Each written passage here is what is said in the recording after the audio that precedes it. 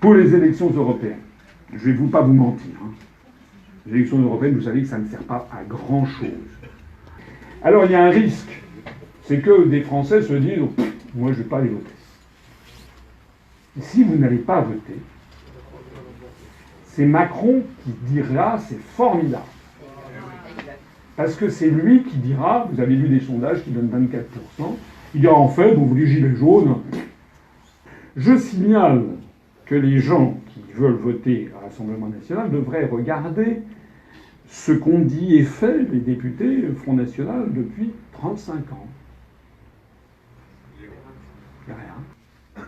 C'est-à-dire que les gens diront « oh là là, le Front National a fait 24%, vous rendez compte ?» Et puis 3 jours après, c'est terminé. On va qu'à autre chose, il ne se passe rien. Si vraiment, vraiment, vraiment, vous voulez faire passer un message cinglant à Macron, c'est que le parti le plus boycotté de France par les grands médias fasse une percée électorale spectaculaire.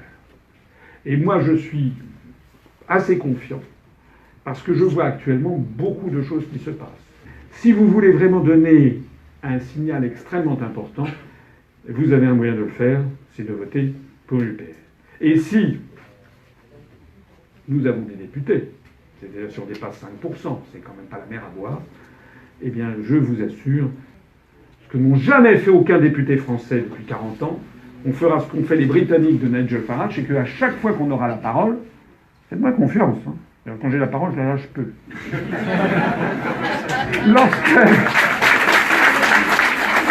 On prendra l'occasion de mettre les pieds dans le plat et de dénoncer la dictature européenne. Et si, à l'occasion de cette élection, Macron se ramasse une gifle, et la plus grande gifle qu'il puisse se ramasser, c'est celle d'un seul coup de voir le parti politique dont il a donné ordre et qu'il ne soit jamais question dans les médias publics, que ce soit lui qui fasse la progression. Il s'agit de l'UPR. Je vous remercie de votre attention.